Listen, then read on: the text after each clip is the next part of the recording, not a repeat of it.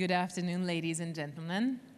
Hunters and landowners working together, well, hunters and landowners in one sentence is challenging. It's difficult to picture the two of them working together. It doesn't seem like their goals are the same. But there are amazing examples and amazing projects which we are going to hear about very soon.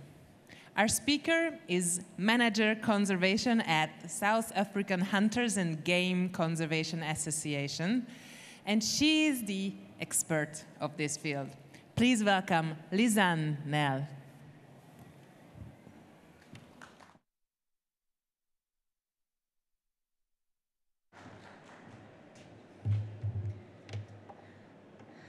Good afternoon, ladies and gentlemen.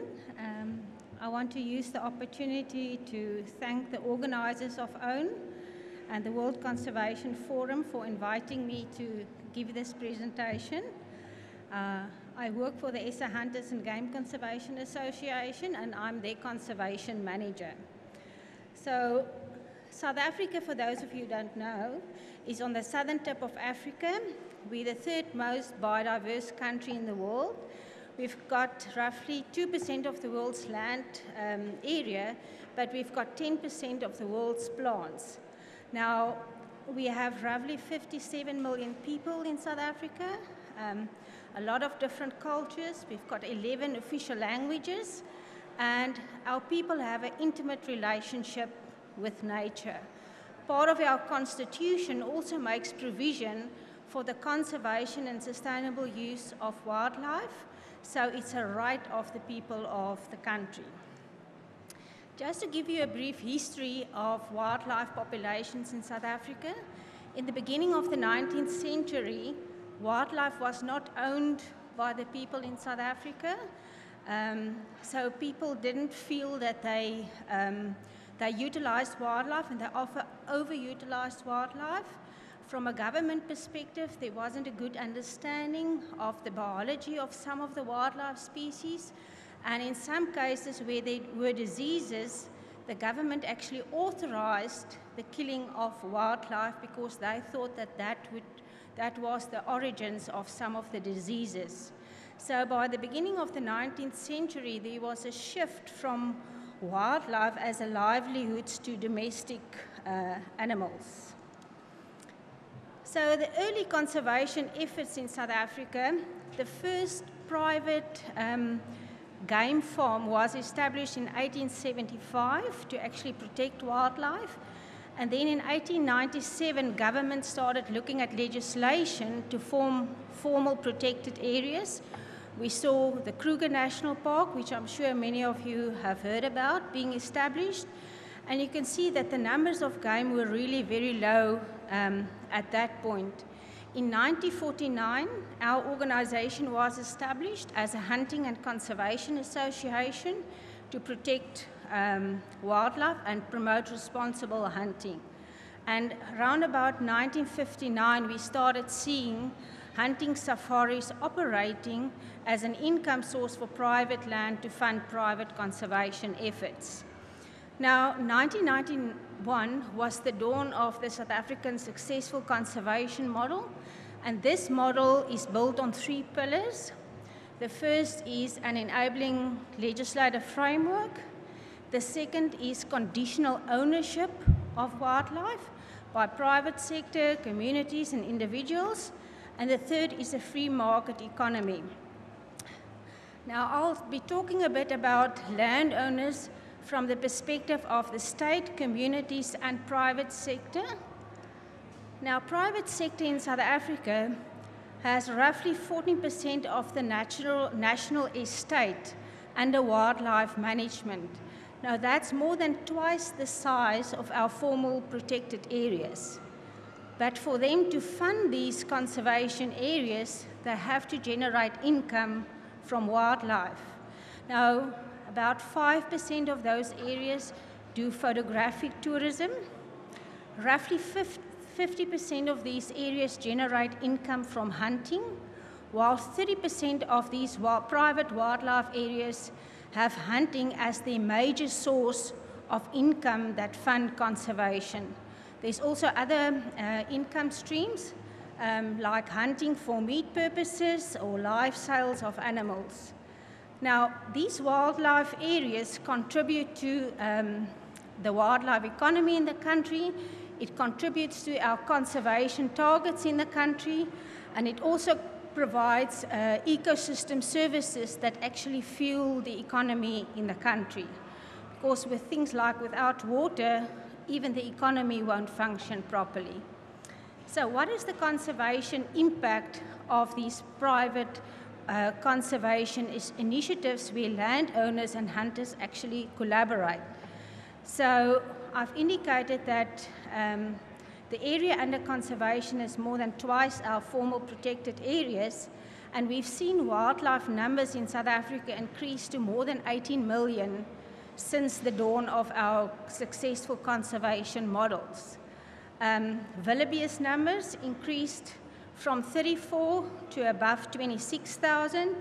The Cape Mountain zebra increased to numbers where they actually could be downlisted from some of the CITES listings. Other species that were positively impacted by this is honey badgers, oribi, our wild lion populations, and bontebok, and several other species. So I think the important message here is that wildlife as a land use must be able to compete with other land users. Because if you're a landowner and you can't compete with other land users, if you have wildlife as a resource base, you might shift to land uses that are not conservation compatible. And we've seen that hunting plays a major role in having those models being financially viable. So next, I'm just going to cover a few of the projects that hunters, and especially SA hunters, are involved in with landowners. So one of the areas in KwaZulu-Natal in South Africa is where an area lost many of the wildlife populations. And in those areas, the landowners then decided to collaborate with one another so that they can actually get the wildlife back in that area. So their burning programs is coordinated, their hunting is coordinated, and what we've seen is that a species like kudu came back into that area. It, however, came with costs and implications for those land managers, because as the kudus came back into the area, it had an impact on their crops. But because they felt so positive about having these wildlife populations back in the area, they currently incur those impacts without any compensation for those impacts. Another one of the initiatives that we are involved in as a hunting organization is our Vulture Heritage program.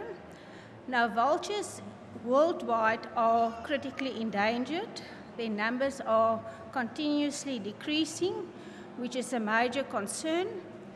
So what we do is we collaborate with landowners in firstly providing areas for safe food and water for these vultures. This is one of the vulture restaurants that are being managed by SA Hunters and Game Conservation Association. Often when hunters go out, they hunt carcasses, and we make these carcasses available to these what we call vulture restaurants. We make sure that those carcasses are safe for the vultures to use. If there are any vultures, one of the major impacts on vultures are electrical power lines. So if we see some of the vultures that have been injured by these electrical power lines, we work with Vulpro, one of the non-government associations that look at the rehabilitation of vultures. We collect these injured vultures and we take it to Vulpro where they are being rehabilitated and then released back into the wild. Part of the Vulture Heritage Initiative is we have agreements with landowners where the landowners commit that they will firstly protect the feeding areas and the breeding areas of these vultures. Secondly, that they will contribute to the annual census of the vultures because we need to know what is happening with the population numbers. thirdly, they agreed to actually engage with hunters that hunt on their land about the potential negative impact that lead ammunition can have on vultures.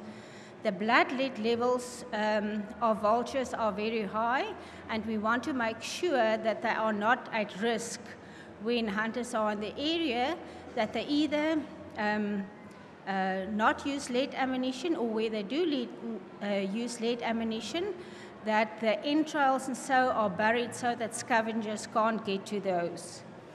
And fourthly, we then provide them with advice and assistance in any cases where they may need that. Another initiative where hunters and landowners collaborate is Rhino Conservation, and I'm sure many of you know about the threats to rhino populations in the world. They are being poached for their horns, and this is the statistics of rhino poaching over the last number of years, and you can see that the poaching incidents are drastically decreasing.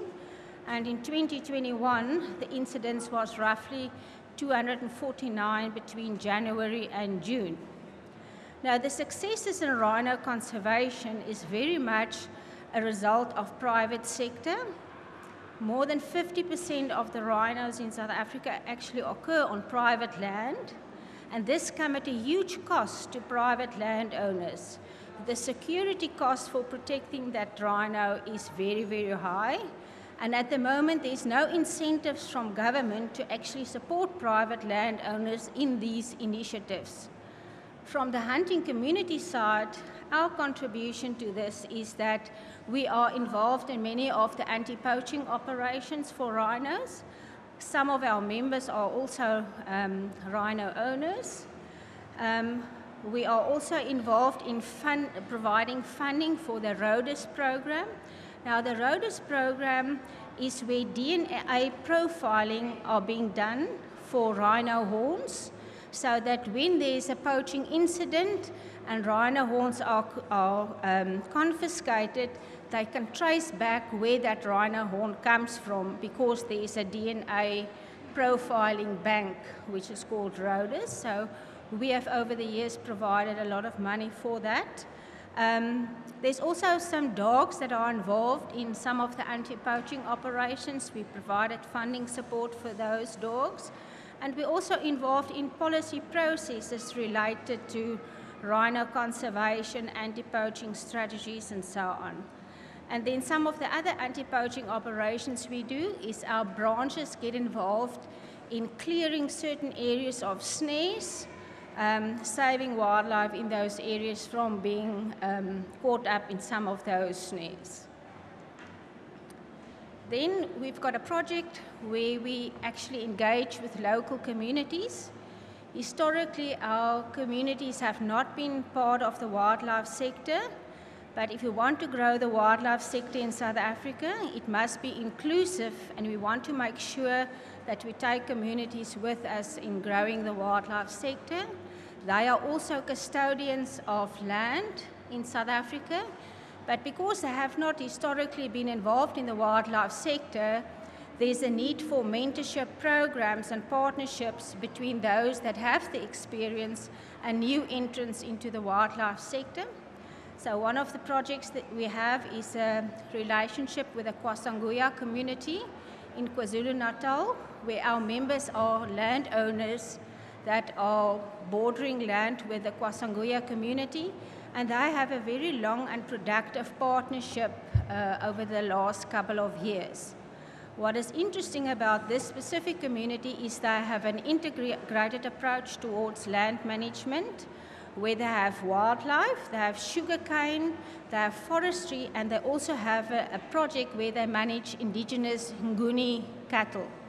And our members on the land, the Harris family, is providing information and mentorship support to this specific community. Most of the hunters that hunt on their land are SA Hunters members, and their hunting concessions are booked very far in advance. So they generate income from that. And what we've seen during the COVID period was because of their diversified income stream, they were able to better absorb some of the impacts of COVID compared to those people that only had one income stream or that solely relied on international income for their business models.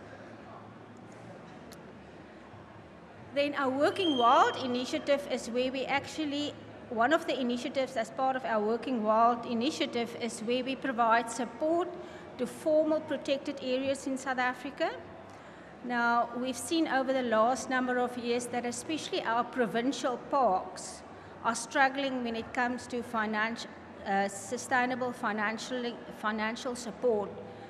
So in one of the cases, we were approached in a drought period that the water provision on one of these protected areas were not sufficient to provide the animals with water. So we then provide infrastructure support. We put up solar panels, we pump water for the game. In another case, we built wilderness camps where we take the youth and we expose them to wildlife and wilderness and a connection with nature. And those youngsters in the picture are part of our Rhino Rangers initiative, where these youngsters are being taught how to identify rhinos and how to monitor the rhinos, and then they become part of our Junior Rhino Rangers initiative. The others is where we provide things like cameras, trail cameras to assist protected areas with monitoring. So the relationship between hunters and landowners are also with landowners where those landowners are formal protected area conservation agencies.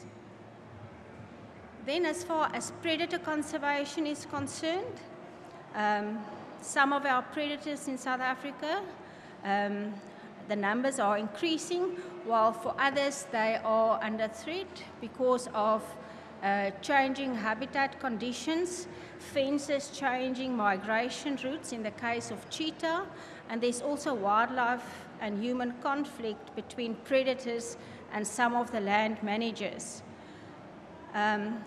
One of our branches supported the development of a boma, or a holding facility on one of our protected areas in Gauteng.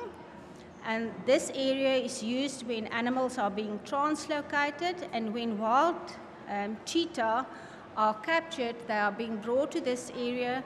We assist with funding of collars, and that contributes to the meta-population management of cheetah. Because the populations are so fragmented, there's formal action needed to move cheetah from one area to another to make sure that the genetic integrity of those populations are stable. In the case of leopard, the impact is also a situation of conflict between humans and leopards, especially where you have domestic stock farmers. And there's also one of the churches, the Shembe Church, that use the leopard skins as part of their regalia, and it's also used in traditional regalia of some of the cultural groups in the country. Now, if land managers don't see any benefits from keeping the leopards, we might see a situation where leopards are just killed without government knowing that those leopards are being killed. But there are some organizations in South Africa that are hunting organizations that have now got monitoring programs where leopards are being monitored, and we contribute to the national population data of leopard to ensure that if we do hunt leopard, that is being done sustainably. There's also programs where landowners are educated to try and reduce the conflict between landowners and some of these predators. Then, as a hunting organization, we're not only involved in the conservation of animals, we're also involved in the conservation of flora or plants. And one of our initiatives is the Save Our Succulents initiative. Now, this initiative was established because there's an increasing threat on many of the succulent plants in South Africa, especially in the northwestern part of the country. a lot of those plants are being collected illegally and are traded in the east. You can see some of them on the picture. Beautiful plants, but very slow growers, and they are being harvested illegally in that area. And our Save Your Succulents initiative was started to collaborate with landowners to firstly raise awareness about the impact that illegal harvesting is having on these threatened populations. They are very unique and they only occur on those specific locations in, for instance, the Namakwa land of South Africa. Secondly, we have a WhatsApp group or an anti-poaching network where landowners and hunters and the police are all collaborating, where if there's incidents where illegal harvesting are being noticed, they communicate on the network to make sure that there's immediate action to deal with these illegal activities. We've got information signs that we are putting up along some of our major roads to inform the public that harvesting is illegal. And then we have networks where we collaborate on conservation strategies to actually improve the conservation of these very threatened plants. This initiative is now part of the National Succulent Anti-Poaching Strategy, where conservation agencies, landowners, and private sector and government are all collaborating to see how we can reduce the risks to wildlife. In conclusion, I think it's important that we understand that as hunters, we have a responsibility to first conserve and then utilize wildlife. Our first priority is to conserve our wildlife heritage for the future. I think secondly, it's important for us as hunters, if we want to maintain social contract to hunt, we have to demonstrate that we are responsible in how we engage with wildlife and with nature. And having conservation, valuable, responsible conservation initiatives doesn't only help conserve wildlife, but it also contributes to building the social contract and the reputation of hunters going forward. We have to lead by example. We have a responsibility. Hunters has got an intimate relationship with nature, but that's not often the picture that people see, and I think it's our responsibility to make sure that in what we do and how we conduct ourselves, that people see conservation comes first. Thank you so much for your time.